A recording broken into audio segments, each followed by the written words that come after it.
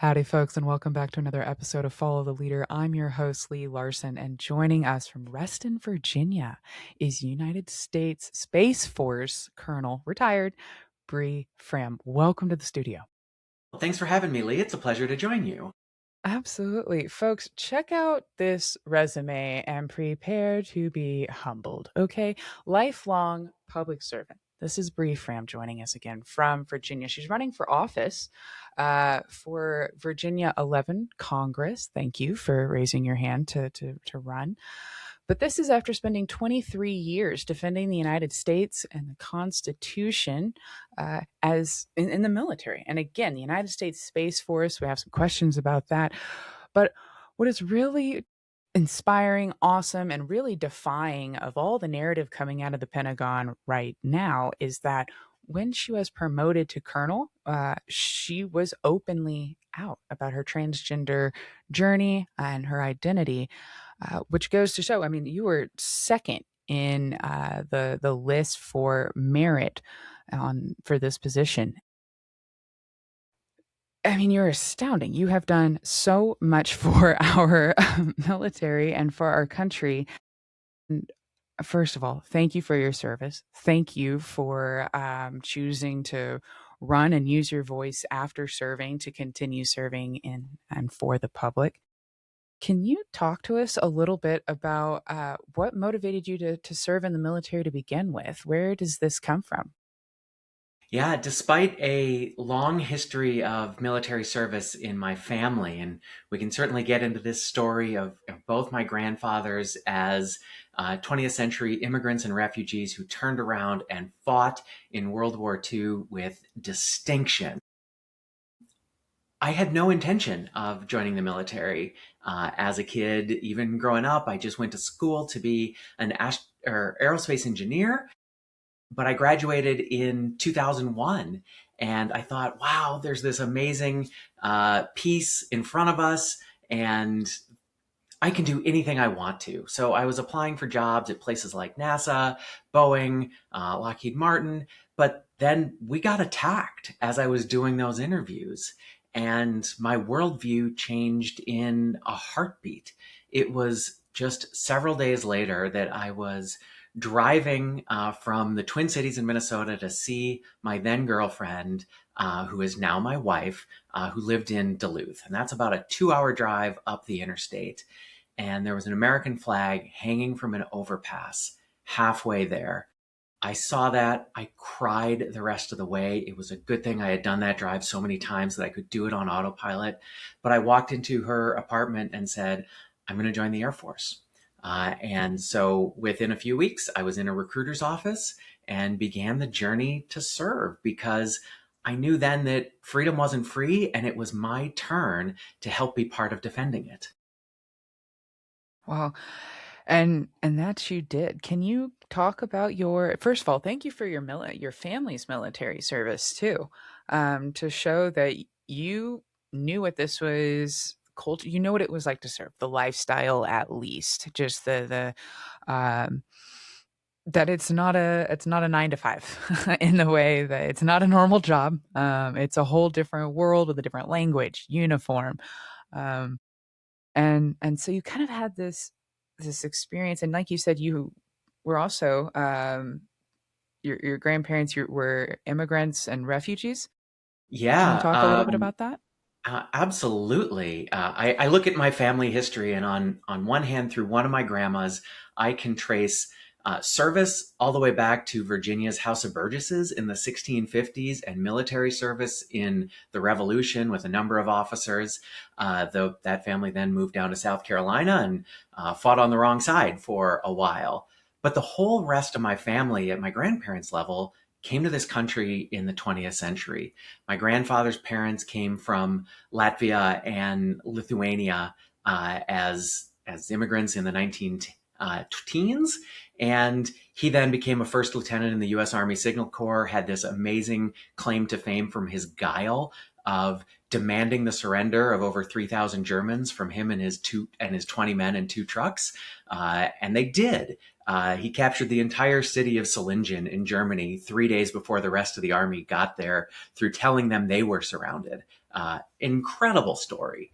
My other grandfather, whose medals hang behind me here as we're talking, was a refugee, was a German Jew who got out in 1936 on a midnight train to Paris in a brief window opened by the Berlin Olympics, the day before the SS came to arrest their family.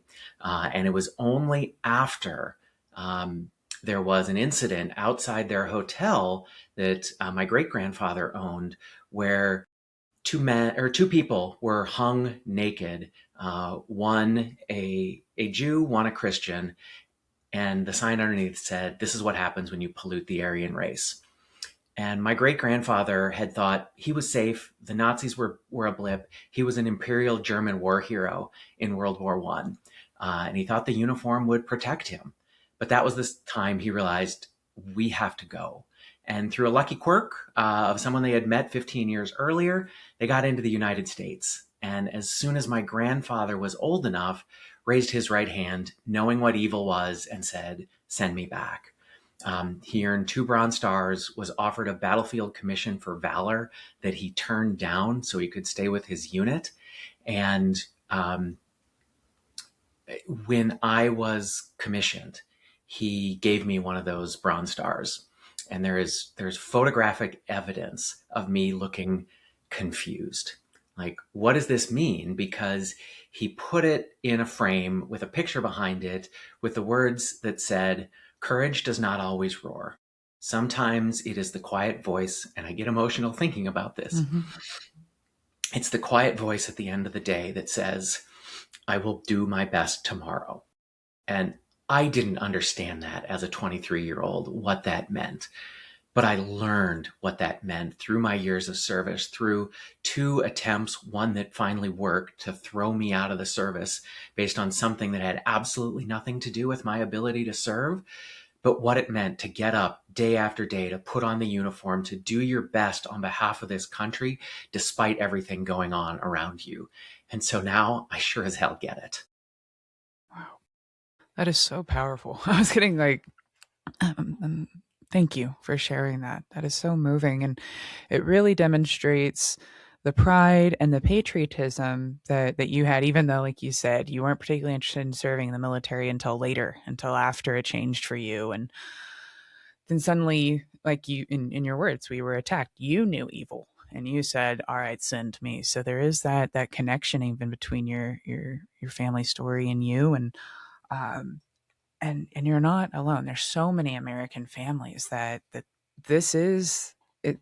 Serving is part of their family story, and I'm curious. You went on to be a rocket scientist, which is so apt in the military. Can you talk about your service, what it looked like to go into the United States Space Force, a new branch, relative, in the last 10 years?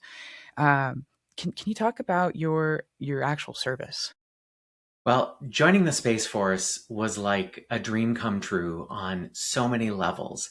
And when I finally got the email that said, "Would you like to join the Space Force?" It felt like a marriage proposal. And I was like, "Yes, yes, 1,000 times yes." And it was amazing because I can go all the way back to being 9 or 10 years old and having a friend drag me over my objection to watch an episode of Star Trek: The Next Generation with him. And I was like, I want to be Geordie LaForge. I want to make the warp engines go. I want to help humanity expand into the stars. And that's what led me on this path to become an aerospace engineer and then specialize in astronautical engineering and be a rocket scientist. Because I also saw early on not just the power of technology and what it could do, but when I look back at my early like Star Trek, it wasn't just seeing the technology in the ships. That was great. But it was also seeing the culture that I believed in, where people literally from different planets could come together, work together, trust one another, do the most difficult things possible to protect the galaxy and protect people. And that was super important to me to see that early on as well, not just the tech that inspired me to go into this field. But when I did join the service, I got to do so many incredible things over the course of my career. From my very first job, where I was designing small rockets that could launch satellites into space from underneath an F 15, or working on the vibration isolation systems that would prevent satellites from being shaken apart as they're launched on top of these basically controlled explosions that are rocket engines.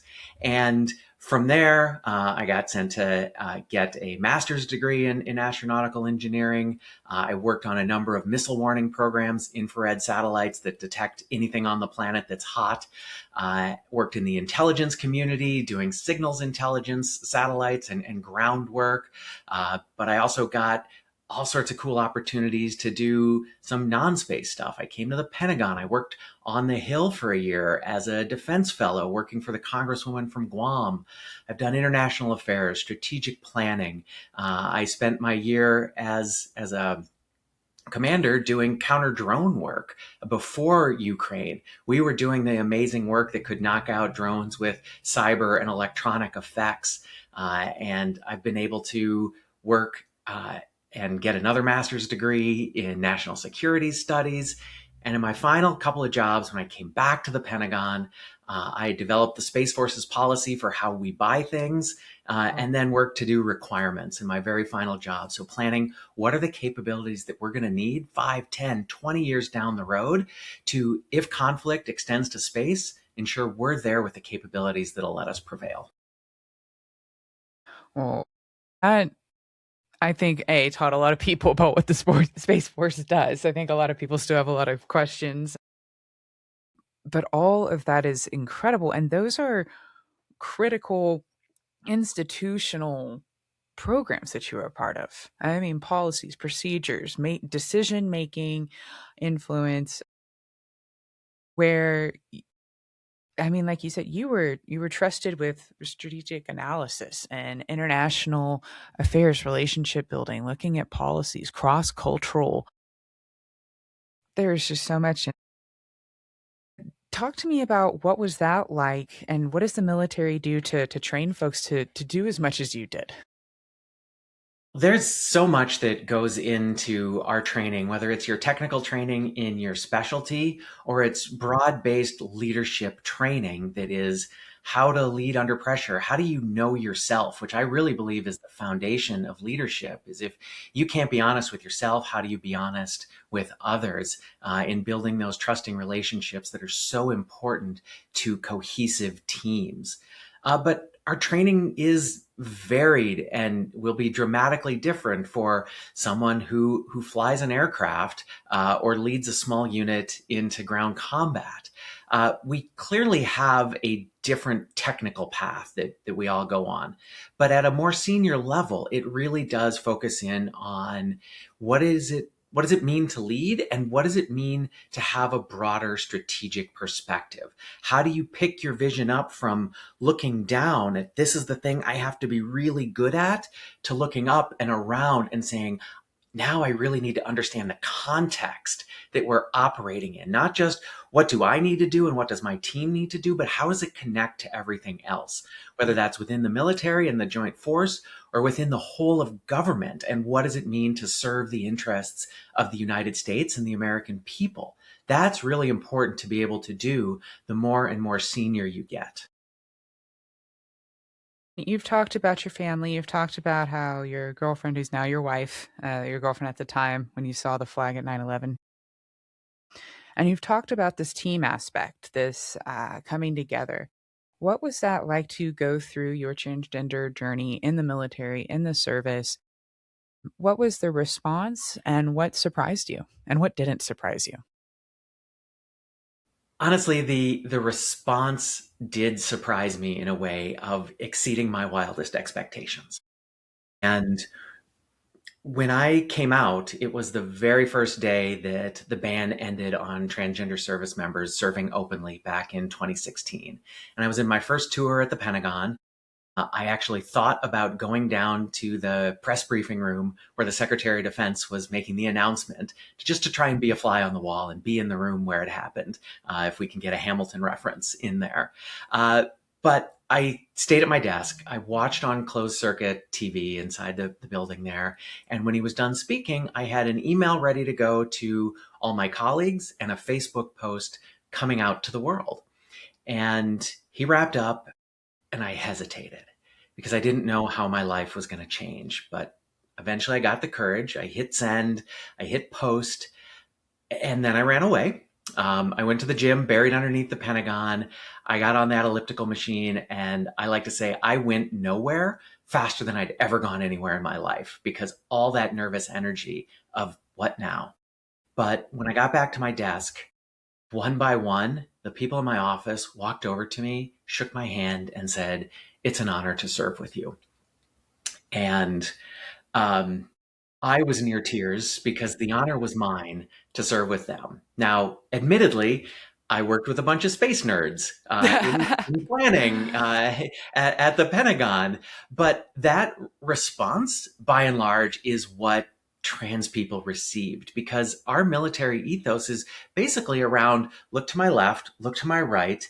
Do you have my back when things are tough? Can you do your job? Are you competent?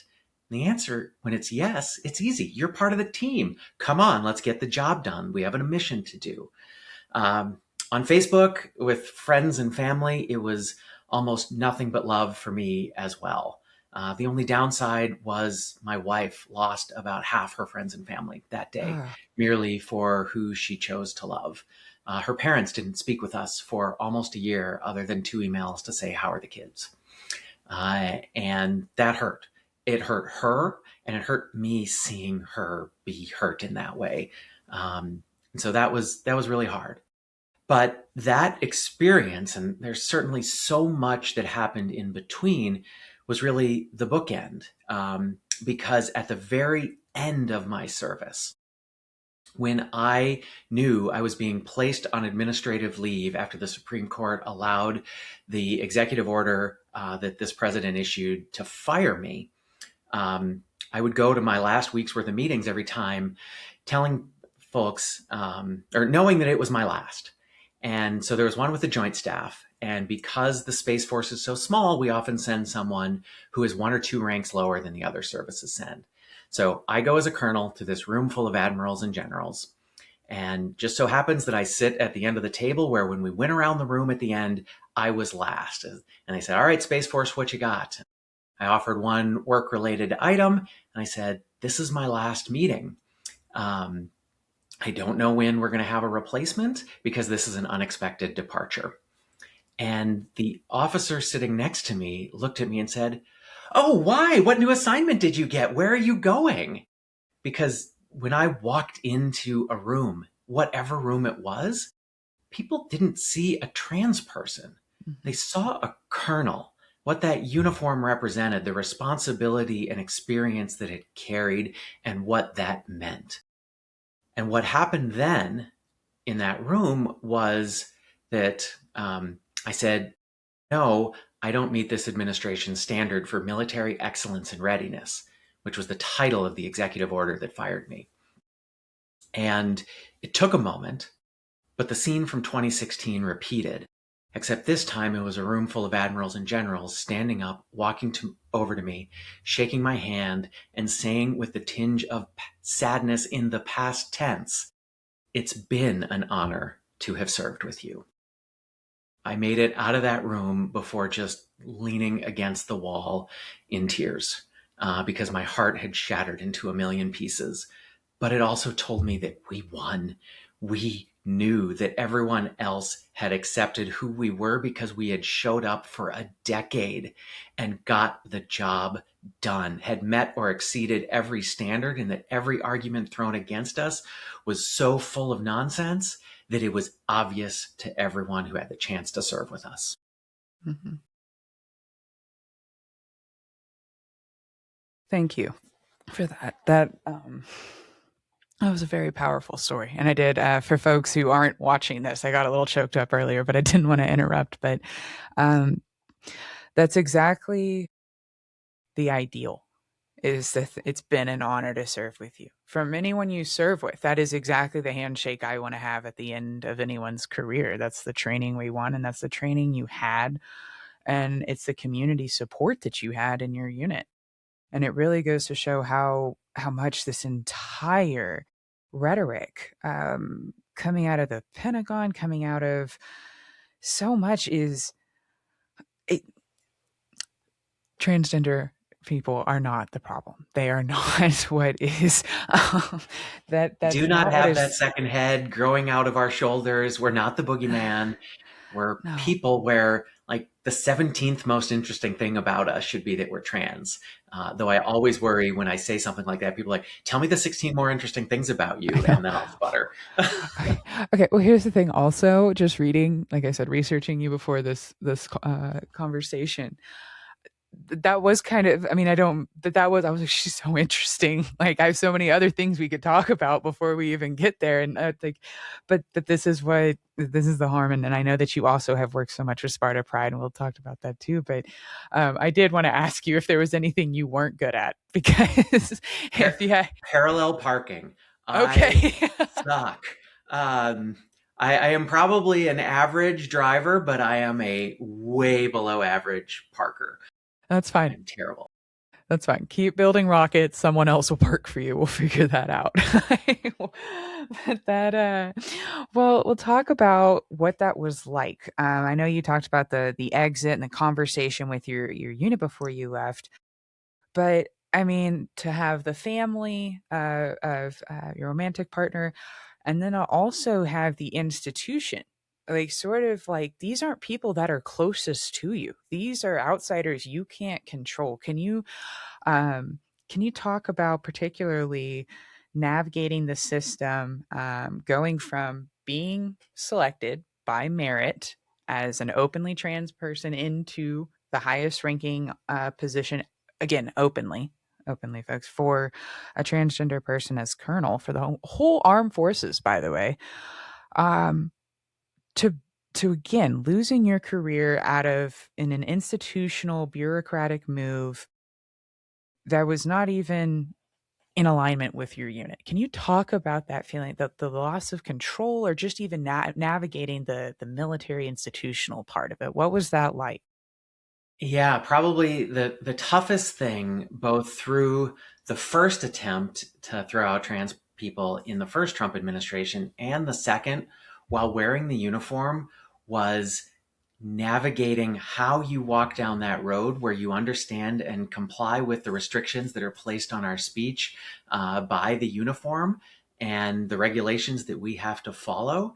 And this is what I actually think and believe. So for a lot of us, I think it built a skill set of how do we talk about the issue and how do we make sure we take as much of, I don't want to say the emotion out of it, but there's certainly no partisanship as part of it. It is about readiness. It is about having highly qualified people that can say, look, here are all the standards, and here's exactly how I meet or exceed them. And in my case, it was, and in just about everyone's case, it was super simple. You could look at our performance reports that all said meet or exceed standards for years and years of service. So I took it as storytelling. This is what I can do from the position that I have, is tell people's stories. And that turned into 2 different books, that turned into a number of profiles across social media. Say, look at these people, look at what they've done, see who they are, and then try and come to a conclusion based on what they've done, and draw that argument to its rational conclusion when you look at what is being said about us in the position of the executive order that labeled us as undisciplined, dishonorable liars who lack the humility required for military service. Or you get an extension of those arguments that were thrown against every group that is integrated into the military over the past 100 years, where it is some form of they are incapable, unwilling, or just too incompetent to serve in whatever role that is. And that was with African Americans, with Native Americans, with women, with lesbians, gays, and bisexuals, with women again, and now again and again in combat as they look to argue to throw people out. But every time, if you ever took a fact based approach to the competence and the character of these people, they met or exceeded every standard, and the arguments were nonsense. And that's what happened with trans folks too. And so tried to do everything possible through storytelling to show again and again just how there was nothing except for animus behind the arguments to throw us out. Yes. Well, what did that look like specifically for you to be forced out? Was it a modified retirement? Like, kind of walk us through what that looked like too.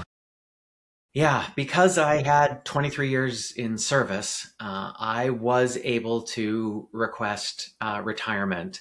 But I knew when the Supreme Court fired me, which was just 1 year ago yesterday, or they let the president's executive order go into place, that very shortly thereafter, I was going to be placed on administrative leave because I had already had several negative instances where I was the expert in a situation and I was supposed to go brief senior leaders across the service on this program and what we were trying to do.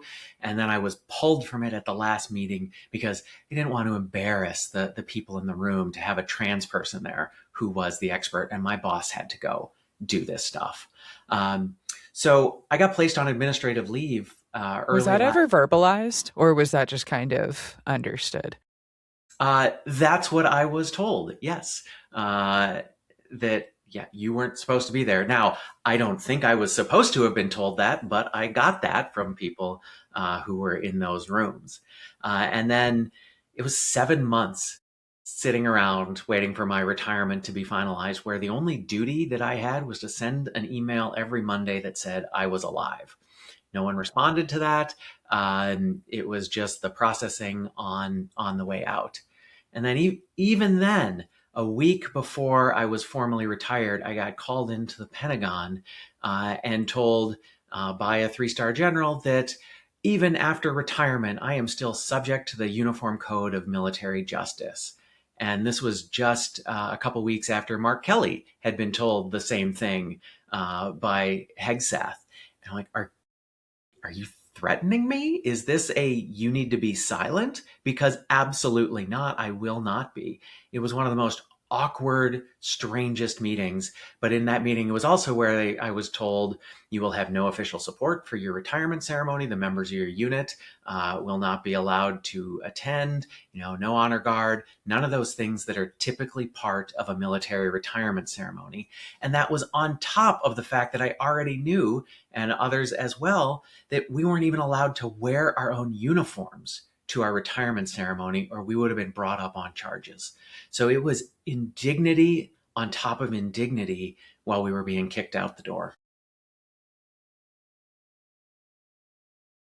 I'm so sorry for your experience and so many others who experience the same, because it's like you said, it's cruel for the sake of cruelty, because it's not pragmatic. There's no real just you were the expert in the room. People are embarrassed by, and the whole thing is it almost is like weirdly like it is unmilitary. Like, it just shouldn't matter. You go into the room, you deliver the information, you leave. It shouldn't matter who's delivering that info. That is like kind of the whole point of the rank, and so it's there's so many, I don't want to say loopholes, but like maybe hypocritical is probably the best way. But can you talk about how that translated into your role with Sparta Pride, and what is Sparta Pride for those who may not know? So, Sparta is a nonprofit organization that represents, educates, and advocates on behalf of transgender service members. And by the time I was kicked out, my time with Sparta had ended. I was the president of the organization, but that ended in 2023.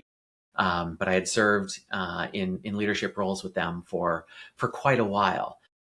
So they are that organization out there that does everything possible to take care of trans service members and do the work, not only to look for legislative answers to this, to basically codify what had been done via executive order over the years, beginning with the integration of African Americans into the military by President Truman, to say it is all about can you meet the standards, not anything about your identity that should be the limiting factor on what you can or can't do in the service. And more importantly, even than that, than doing that work, doing that external advocacy, was being there for service members, having a peer to peer support network, finding people in crisis the resources that they needed, and making sure people were taken care of. So I'm proud of what the organization has done over the years, what it continues to do, as so many of the people in the organization are plaintiffs in the court cases that are still going to be going through the judicial system for years on this issue, and what the organization continues to do to advocate for the service members that have been affected by this and people in the future that want to serve that just happen to be trans. Right. Well, it is an amazing program, and there's so much advocacy. I know that you've done that. You led that for several years, and now Major Kara Corcoran has taken that over. Correct? Is That's that? correct, yes. Yeah, yeah. And she's over in the army. One question I did forget to ask before we moved on to your post service. Can you just explain for folks why there is a space force and an air force, and for those Yeah. who thought this was all fun and games and is now realizing no it's not, can you talk about No, what it is? super happy to talk about why a space force. And it is actually really critical because without our space capabilities, we basically set the clock back about 100 years. We've taken away some of the capabilities that we may have had 60 years ago, and we've moved them to space. And we can do these things so much better. But the Space Force is there not just to develop leaders who think about space for their entirety of their career, because it's a dramatically different domain. Just like you wouldn't expect someone in the Air Force to know what does it mean to have small arms infantry tactics or work with tanks. They don't think about ground maneuver. We think about how to do it in the air. It is the same in space. It is dramatically different, where there's a whole different set of physics basically that operate when you are in orbit, and you have to understand those things. You have to understand how the different military concepts apply in that domain. So to develop the people that can think about that both tactically and then later in their careers strategically is super important, rather than having them bounce back and forth in and out of space or air or whatever service they happen to come from, assignments. The other is, honestly, it's a budgetary imperative, because when most of the space mission was within the Department of the Air Force, even though you have space capability that provides so much to the joint force, you would get battles internal to the service about, well, do we buy another rocket or do we buy more fighter jets? And when you have a service run by fighter pilots, there is an inherent bias. We need more airplanes. So to have that now, that decision made at the Secretary of the Air Force level, and to have a service chief who speaks space and goes and testifies to Congress, and that is their sole mission, to advocate for the needs of the service and to organize, train, and equip that force. That's incredibly important. So it's both understanding the technology, understanding how our government works, what advocacy means, and then just building the leaders who know how important space is, because the Space Force provides services to the world, like the Global Positioning Service. And so if you use your phone to navigate, you use your credit card to make a purchase, that is all underpinned by things that the Space Force develops and operates. You're not on a daily basis going to communicate with the Army or the Navy, but you will with the Space Force. And that is a free service provided to the world, but it is vital to everything we do.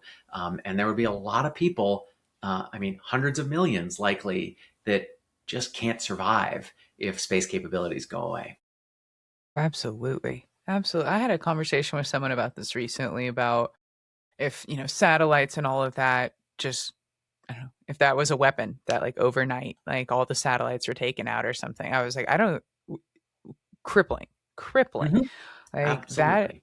that is now a war military strategy to take out someone's satellite. Like you don't have to take any lives really. Like it can happen on its own from the effects of taking out a sat. I mean, it can I mean it will cause like riots. I mean, there is like a whole chain of events that will happen. I And mean, if it's your like Amazon driver can't find their way to your house, I mean, there might be riots just over Yes. that. Just over that, yeah. But yeah, absolutely, and I've been thinking about that too, the further we get into, AI and cybersecurity and satellites, just like it's all of our physical world is so dependent on the digital world. And what Space Force provides is that protection. I mean, y'all are analyzing that day in and day out, and it's stuff that we don't even think about.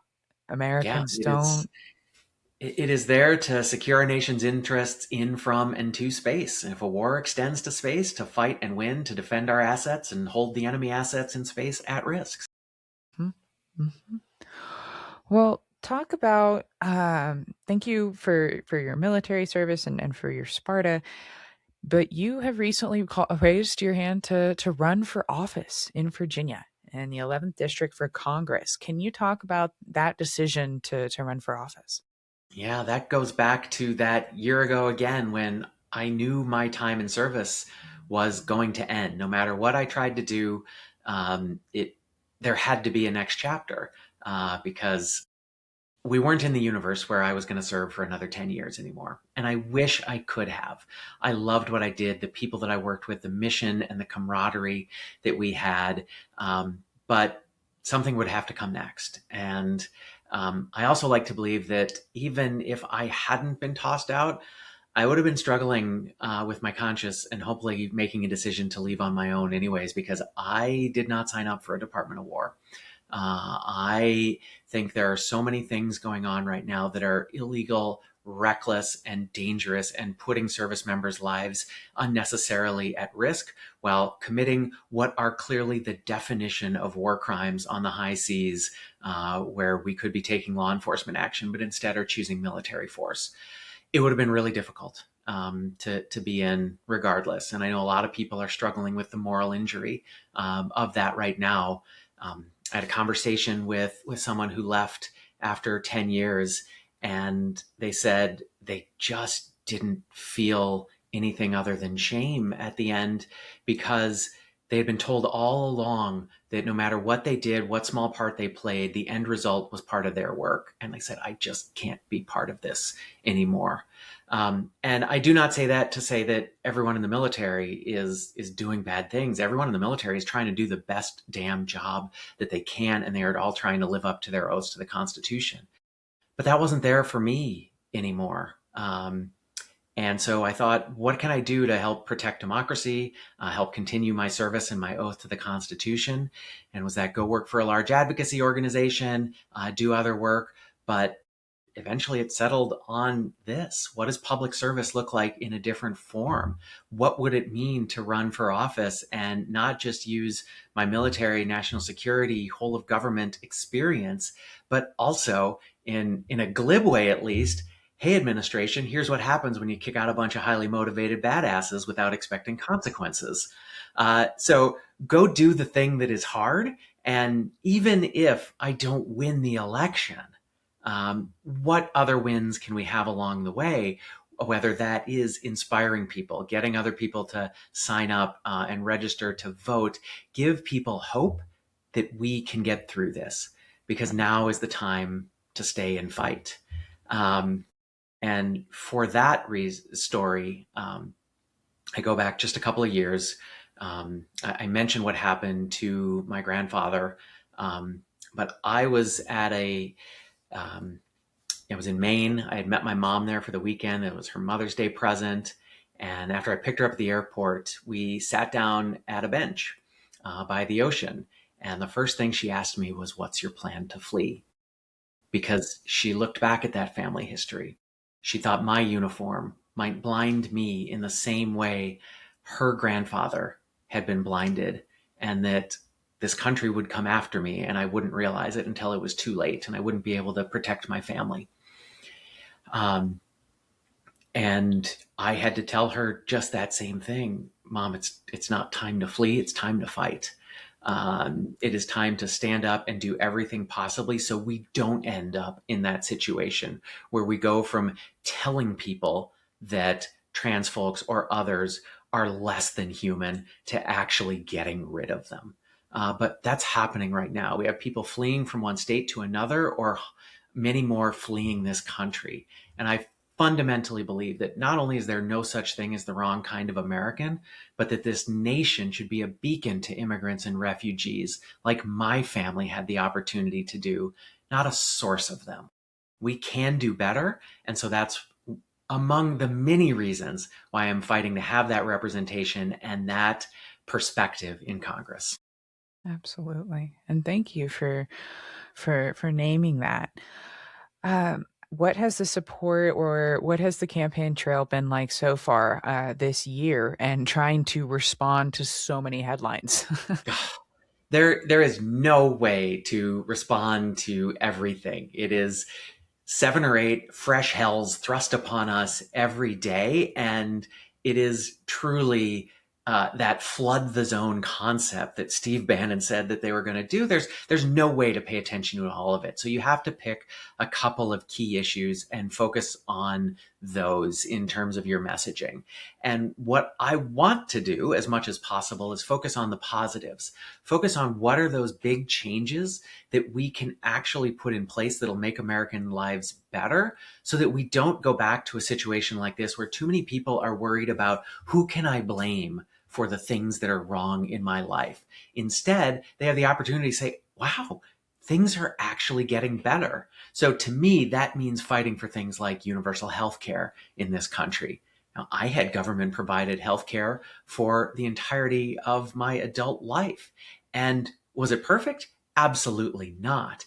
But when bad things happen, like when I had a rare form of abdominal cancer several years ago, all I had to think about was getting better. There was no worry about a surprise bill or a medical bankruptcy that might be in the future for my family. We can do that for everyone. And it's the people telling us no, that we can't, are the ones profiting from the system as it exists today. So beyond the universal health care, that also means making sure that our billionaires and the hyper rich investor class among us are actually putting back into the system at least a fraction of what they've extracted from us that was built on our public infrastructure, our public education that allowed their businesses to thrive. So tax the rich, universal health care, and make sure that we do everything possible to do campaign finance reform and get corporate money out of politics so that anyone can think about running for office. Because me, as a retired '06, I felt like I was the bottom of the socioeconomic ladder that could even think about doing this, given the massive sums of money that are required and the fact that I still have health care provided as a retiree, that I could do this and be unemployed for a year trying to earn the trust of 800,000 Virginians. It shouldn't be that case. More people should have the opportunity to run for office. And if they do, hopefully we can do those big things and make people's lives better and they worry less about who's the source of my problem. Wow. Well, I hope that you were getting lots of affirmations from those along the trail for standing up and advocating because that's really uh, kind of the what seems to be the mission, the running theme here is that you are looking for solutions to take us to the next level, like whether it's to space or it's here in politics. Um, that's your whole focus is reaching for the stars, is for expanding and imagining what else is possible. And for folks like Pete Hegseth, they don't like that. They don't like creativity. Actually, it's already been defined in a book thousands of years ago, and no one else need to apply. And this sort of rhetoric has been very harmful for so many. If you don't mind, can you talk a little bit about how either the how you feel about the rhetoric coming out in the last year from the Pentagon, and what have you heard or that You has bring really Yeah. You bring up my favorite third rate fitness influencer, Pete Hegseth. Right. There is no man with more hypocrisy and um, I would just idiocy packed into a single package. When he talks about recently ending the flu vaccine as a readiness issue, like, you are nuts. This is actually how we keep people safe. And when you go back and forth on these ridiculous things that are actually readiness multipliers, it drives me crazy. And so his ability to drive and direct what is, if not already there in the data, a looming retention crisis with all his attacks on women, with his attacks on senior officers that aren't cisgender white men, removing them from the promotion list or firing them outright. It is wild to think about how he is trying to define who belongs in the military. And that is a Christian nationalist white person, a white man in the vast majority of circumstances.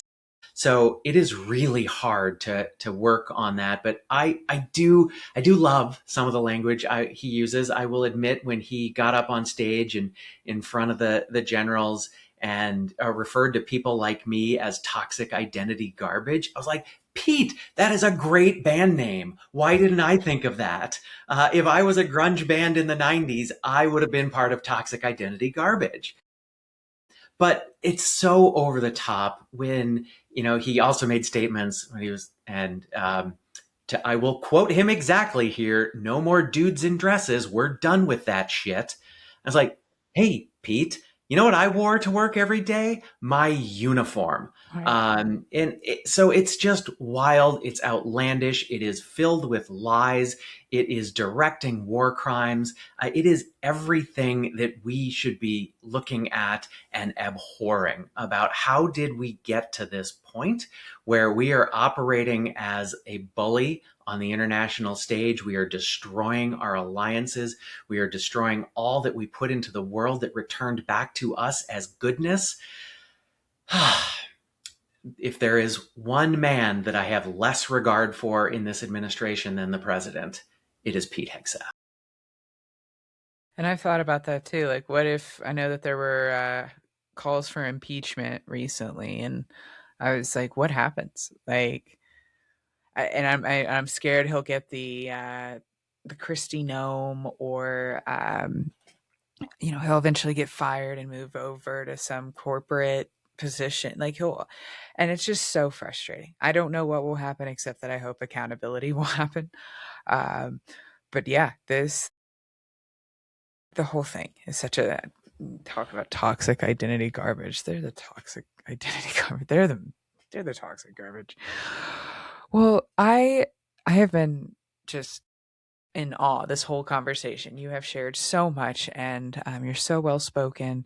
You've talked about your family, your service, what it was like to navigate your transgender service and the military bureaucracy throughout, and shared a little bit about Sparta and running for office. As we look ahead, I know that running for office is what you're doing, but what else do you see? Are you optimistic? Are you hopeful? What are some things that you would like to leave us as listeners? Uh, I am hopeful. And the reason I'm hopeful is that I look at my kids, and I look at their generation, where these identity issues just aren't a thing. They have friends everywhere, no matter what their background is, and they talk openly about sexuality, about gender identity, about who they are, and they come together in such a way where they're going to do incredible things. And if we get through this time that we are in now and give them the opportunity to lead in 10, 20, 30 years, they're going to change the planet in so many incredible ways, that there isn't going to be folks who are hated because of who they are. We can and must get there, but it's doing the work now. It goes back to, yeah, the moral arc of the universe will bend towards justice, but only if we do the work. And I make the joke that, in the stress of all that, of getting kicked out, and the work, I put on a few pounds. And I say, Great, that's fine, because that adds a little more to the gravity of the situation as I hang from that moral arc. But it is about doing that work today to talk about those issues that will actually move the ball forward for all Americans so that we have a chance to thrive, to pursue life, liberty, and happiness in a way that works for us and isn't putting any burden, any restriction on someone else's path to that. We can do that. We have done that, but we just have to fight to make that part of who we are again. Absolutely. Well, Bree, thank you so much for joining us today. This has been such a treat. Um, as mentioned, thank you for your service to our military and to our Space Force and for running for office for Virginia District 11 Congress. Folks, don't forget to get out and vote. Can you tell people where they can follow and learn more or donate to your campaign? Yeah. You can follow us on all the social medias or find our website, teambree.com. You can make donations there. That is the most important thing that helps any campaign, or sign up to volunteer. We'd love to have people be part of this. But yeah, please follow along every social media platform, share our content. I think I have one coming out about a third rate fitness influencer himself just tonight. Awesome. Well, thank you so much for joining us, Bree. Folks, as mentioned, that was Bree Fram, retired U.S. Space Force colonel, 23 years in the service, forced into retirement as an '06 after decades of serving space, aerospace engineering, rocket scientist. Thank you for your service, and thank you, listeners, for your time this, I guess, afternoon. I don't know what time you're listening to it, but thank you. Guys, this has been another episode of Follow the Leader. Let me know what you thought of this episode in the comments. Don't forget to like, follow, and subscribe. I'm your host, Lee Larson, and until next time, see ya.